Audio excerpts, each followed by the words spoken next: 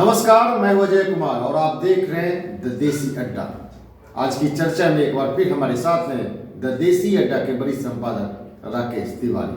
देखिए, बिहार धीरे धीरे सुलग रहा है। जहां एक तरफ नीतीश कुमार प्रगति यात्रा पे है, वहीं दूसरी तरफ प्रशांत किशोर आमरण अनशन पर है। तेजस्वी यादव भी यात्रा पर निकले हुए हैं। बिहार की जनता में खलबलाहट है। 20 साल से एक ही मुख्यमंत्री को झेलते झेलते जहां जन आक्रोश है, वहीं पे नीतीश कुमार के समर्थक भी काफी हैं। इन सारी चर्चाओं के बीच आने वाले विधानसभा चुनाव भी नजदीक हैं। तो बिहार क्यों सुलग रहा है, जनता में क्यों आक्रोश है, इन सभी मुद्दों पर आज की विशेष चर्चा में हम बात करेंगे राकेश जी से और समझने का प्रयास करेंगे। तो आइए बात करते हैं और समझते हैं बिहार क्यों सुलग रहा है। राकेश जी, क्यों सुलग रहा है बिहार? देखिए, बिहार की राजनीति में पिछले 20 सालों से एक ठहराव है जी। ठहराव इस मामले में है कि बिहार में पार्टी चाहे जो भाजपा हो, आरजेडी हो, जनता दल यूनाइटेड हो, लेकिन मुख्यमंत्री एक ही होता है। वैसे सत्ता कई बार बदल गए, लेकिन बिहार की कुर्सी पर, मुख्यमंत्री की कुर्सी पर नीतीश कुमार ही। पार्टी बदल जाती है लेकिन मुख्यमंत्री नहीं बदलते हैं। तो स्वाभाविक है कि 20 सालों का एंटी इनकम्बेंसी है। लेकिन जब बदलते हुए बिहार की बात करते हैं, 2005 के पहले की बिहार की बात करते हैं और 2005 के बाद के बिहार की बात करते हैं, तो एक विकास की तस्वीर भी दिखती है जी। और वही तस्वीर नीतीश कुमार को आज भी चिंता रखे हुए है। तो अभी जो माहौल है बिहार का, 2025 में विधानसभा का चुनाव है, तो चुनाव के मद्देनजर जितनी भी पार्टियां हैं सब अपने अपने स्तर से तैयारी कर रही है। मुख्यमंत्री नीतीश कुमार प्रगति यात्रा पर है। बिहार के लोगों को अपने जो सरकार की प्रगति है उसकी रिपोर्ट दे रहे हैं, वहां शुभारंभ और शिलान्यास योजनाओं की कर रहे हैं। लेकिन इस प्रगति यात्रा की सबसे बड़ी जो डिमेरिट है वो ये है कि इस बार वो जनता से नहीं मिल रहे हैं। जहां भी जा रहे हैं नीतीश कुमार, जनता को उनसे दूर रखा जा रहा है। कहा जा रहा है कि कार्यक्रम पूरी तरह से सरकारी है, सौगात दे रहे हैं लोगों को, लेकिन लोग अपने मुख्यमंत्री नीतीश कुमार से नहीं मिल पा रहे हैं। अब जैसे सोचिए कि यदि किसी गांव में मुख्यमंत्री गए, इतने वर्षों के बाद वहां पहुंचे हैं, तो लोगों की आकांक्षा होती है अपने मुख्यमंत्री को देखने का, अपने मुख्यमंत्री से कुछ बातें करने का। लेकिन यदि वो मिलते नहीं हैं, तो जो घंटों घंटों लोग खड़े रहते हैं लाइनों में अपने मुख्यमंत्री से मिलने के लिए, वो यदि नहीं मिलते हैं तो उनके मन में एक स्वाभाविक गुस्सा भी होता है। तो क्या जनता का ये गुस्सा नीतीश कुमार पर ही भारी पड़ जाएगा? प्रगति यात्रा करने की जरूरत ही क्या थी जब जो वहां की जनता से मुलाकात ही नहीं होगी?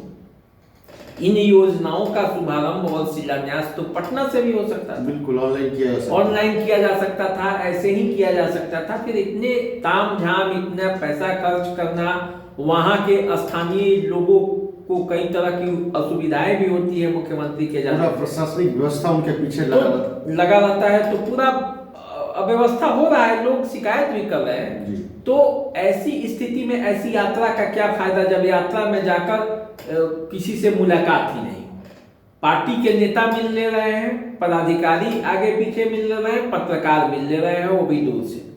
तो ऐसी स्थिति में जब जनता से ही मुलाकात नहीं होगी तो प्रगति यात्रा करने का फायदा मुझे जो है वो लग रहा है कि वो भारी ही न पड़ जाए। क्योंकि लोग, जब आप नजदीक जाते हैं तो लोग मिलना भी चाहता है, अपने दिल की बात भी रखना चाहता है।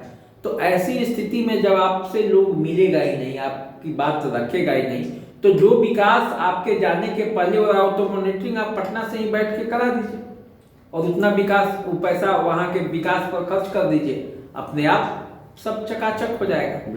यदि आप जा रहे हैं तो मिलिए। तो एक तो ये गुस्सा है लोगों का जो प्रगति यात्रा पर है। तेजस्वी यादव भी इसे दुर्गति यात्रा का संज्ञा दे चुके हैं, कहे कि ये प्रगति यात्रा नहीं है बल्कि दुर्गति यात्रा है।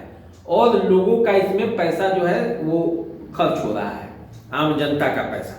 तो देखिए बिहार की राजनीति में जो युवा चेहरे हैं, जो 2025 की संभावनाएं हैं, उसमें तेजस्वी यादव आपको दिखते हैं, चिराग पासवान दिखते हैं, सम्राट चौधरी दिखते हैं, मुकेश सहनी दिखते हैं, कन्हैया कुमार, पप्पू यादव सब दिखते हैं। लेकिन इन सबके बीच प्रशांत किशोर ने भी अपनी एक अलग राह तैयार की है, और वो राह है बापू के सत्याग्रह का, बापू के अनशन का। उन्होंने अपने पार्टी का नाम सिर्फ जन सुराज नहीं रखा है, बल्कि वो महात्मा गांधी के रास्ते पर चलने का प्रयास भी कर रहे हैं जी। पिछले लंबे समय से आपने देखा नहीं होगा कि बिहार में कोई नेता, बड़ा नेता इस तरह से अनशन पर बैठ जाए और रात दिन बैठा रहे और पुलिस को उसको पकड़ के जेल तक ले जाने की बातें होने लगी।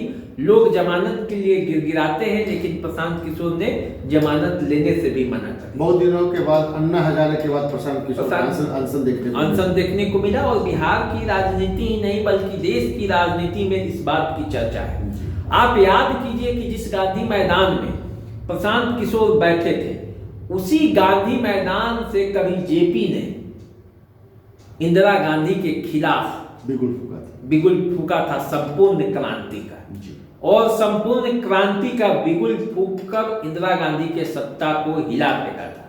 तो क्या प्रशांत किशोर जो गांधी मैदान से सत्याग्रह और अनशन शुरू किया है, वो कोई बिहार की राजनीति में बड़ा अंतर लाएगा, बड़ा फेरबदल करेगा?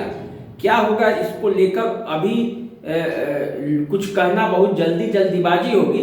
लेकिन एक बात आप मान करके चलिए कि इस घटना ने प्रशांत किशोर को बिहार के एक प्रमुख विपक्ष के रूप में खड़ा करने में अपनी भूमिका निभाया है। भले प्रशांत किशोर की पार्टी छोटी हो, भले ही प्रशांत किशोर को अभी तक आजमाया नहीं गया हो, लेकिन प्रशांत किशोर जिस तरह से संघर्ष कर रहे हैं, और चूंकि वो राजनीति के रणनीतिकार ही रहे हैं, तो इसलिए इसे जो ये भी आरोप लगा रहे हैं कि सब रणनीति के तहत हो रहा है, तो रणनीति के तहत ही राजनीति और प्रेम में सब जायज होता है। जंग में जब आप पत्रकारों को प्रशांत किशोर जी ने जवाब भी दिया है कि हमारी पार्टी छोटी है, तेजस्वी यादव की पार्टी बहुत बड़ी है, तो आइए और 5,000-50,000 जनता को लेके आप आए और अगुवाई करें, मैं उनके पीछे रहूंगा। उन्होंने खुला चैलेंज भी किया। वो चैलेंज कर रहे हैं, और इसके पीछे भी उनकी एक मानसा है, उनकी एक राजनीति ही आप कहिए। यदि लोग कह रहे हैं तो हम भी यही कह रहे हैं कि राजनीति ही सही है। तो वो तो राजनीति करने के लिए उतरे ही हैं मैदान में। अब राजनीति में भी वो स्पष्ट बोल कर राजनीति कर रहे हैं। वो कह रहे हैं कि हाँ, छात्रों के बातों को होनी चाहिए, कोई गलत काम के लिए तो वो उतरे नहीं है। तो यदि आप में भी वो संघर्ष करने की क्षमता है तो जाइए, उतर जाइए। कोई बिहार में अन्य भी कई मुद्दा है जिसको लेकर आप आगे बढ़ सकते हैं, तो अनशन कीजिए, धरना दीजिए। वो वैनिटी वैन लेकर खड़े हैं गांधी मैदान में। आप भी तो सब लोग जब यात्रा पर निकल रहे हैं तो बड़े बड़े बसों को महल की तरह तब्दील करा के रथ जो निकल रहा है, तो वो भी तो एक तरह का वैनिटी वैन है। तो उसमें जब आप जाते हैं तो फिर प्रशांत किशोर ने वैनिटी वैन रख ही लिया तो क्या, मुद्दों पर सवाल तो उठा रहे हैं। अब जमाना बदल चुका है। अब वो जमाना नहीं है कि लोग ये कहे कि पैदल चप्पल पहन के और दिल्ली तक कुछ कर जाए, केवल उससे नहीं होगा। दिल्ली वो जाएंगे जरूर, जाने का साधन अत्याधुनिक भी हो सकता है। बिल्कुल, समय का महत्व है, समय का महत्व है और समय पर ये करना है। देखिए, उन्होंने जो धरना अनशन प्रदर्शन किया, वो बिहार के राजनीतिक दलों के लिए एक सीख भी है कि उनके इस विरोध प्रदर्शन से किसी भी आम जन को कोई परेशानी नहीं, किसी भी सरकारी तंत्र को कोई परेशानी हुई, सरकारी संपत्ति का कोई नुकसान नहीं हुआ, लेकिन उसका प्रभाव बड़ा पड़ा। और उसी प्रभाव को आप यदि देखेंगे तो प्रशांत किशोर हवा दे रहे हैं। तो बिहार की जो आप राजनीति और बिहार का जो अभी का जो माहौल है उसको देखेंगे तो वो धीरे धीरे सुलग रहा है। सुलग इसलिए रहा है क्योंकि यहाँ भी अब परिवर्तन की बेचैनी है, एक खटबडाहट है। जो लोग 20 सालों से एक ही तरह के सत्ता को देखते आए हैं, तो अब उनके अंदर एक बेचैनी है कि कोई नया चेहरा आए, कोई बिहार में फिर कुछ करे, क्योंकि उन्हें लगता है कि अब जो होना था वो तो हो गया, उससे अब बुरा नहीं होने वाला है, जो होगा थोड़ा अच्छा होगा। तो फिर एक रिस्क लिया जाए, नया प्रयोग किया जाए, और इसलिए सुलग रहा है बिहार। और वो जैसे घूर कहते हैं ग्रामीण गांव में कि घूर पर आग जो तपता है और बैठ के लोग हाथ सेकते हैं, तो उसी तरह से बिहार सुलग रहा है धीरे धीरे, और राजनीतिक दल के नेता अपना हाथ ताप रहे हैं, आग वो सेक रहे हैं। अब देखिए कि वो आग सेकने में क्या सही में उनको गर्मी लेकर कोई नया अच्छा काम करते हैं, या फिर घूरा है उसको ही पानी डाल के बुझा देते हैं, और फिर बिहार सुलगते सुलगते फिर बुझ के वो राख बन जाए। तो देखिए क्या होता है। लेकिन एक तो बात तय है कि बिहार को हवा दिया जा रहा है, बिहार को हर तरीके से 2025 के चुनाव के लिए तैयार किया जा रहा है, मुद्दों की स्थापना की जा रही है, मैंने ये कहिए तो, और नेता अपना अपना कमर कसकर मैदान में लड़ने के लिए तैयार रहे। तो अब देखिए जनता किसको का साथ देती है और किसके बातों पर विश्वास करती है। तो इस सुलगते हुए बिहार में सभी पार्टियां अपना अपना हाथ सेक रही हैं। तो इस सुलगते बिहार में कौन अपना हाथ सेकने में बाजी मारता है और कौन उस पर पानी डालता है, इसके लिए आपको इंतजार करना पड़ेगा। तो आप एक नई चर्चा के लिए फिर से तैयार रहिए, हम हाजिर होंगे आपके बीच राकेश जी के साथ। तो हमें दीजिए इजाजत, तब तक के लिए नमस्कार। नमस्कार।